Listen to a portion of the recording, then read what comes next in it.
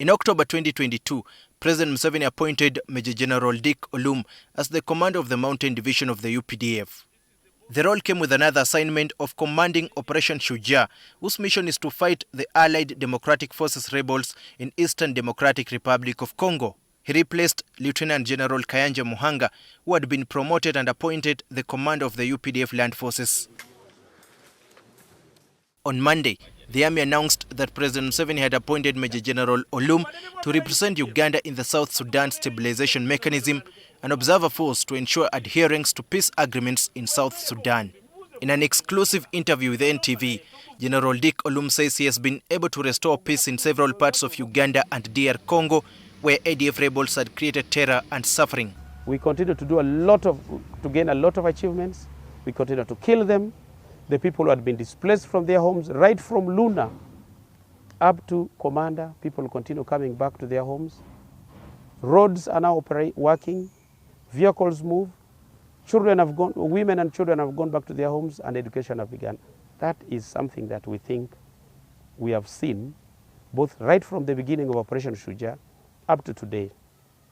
Suffice to say, there is no way you will single out the success or challenges of this operation from where I began. The success and challenges of Operation Shujaa begin right from the time it began up to the date that we are in today in Phase 4. These achievements, he says, are as a result of perseverance and sacrifice given the tough working environment deep in the jungles of DR Congo, where the ADF rebels hide.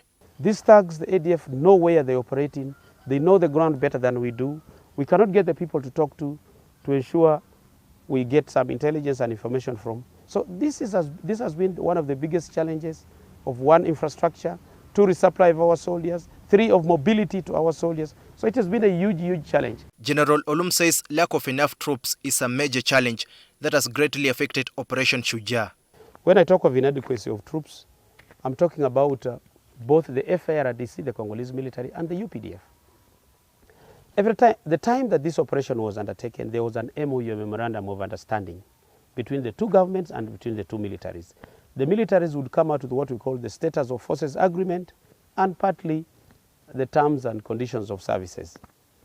Now, when these SOFAs are agreed upon, it spells out how many soldiers, how many troops, how many units should be brought into play. Now, once these units are not enough, and once you look at the vastness of the area, then you notice that with a little manpower, with a very few units, the operation becomes a difficulty. The two-star general considers the attack on Lubiria Secondary School in Pondwe in Kasesa district and the killing of two tourists and their driver in Queen Elizabeth National Park as his worst memories. The kids were burnt in the dormitories. It was so painful. I went in the morning. When I went and looked at those dead bodies, I was like, what is this?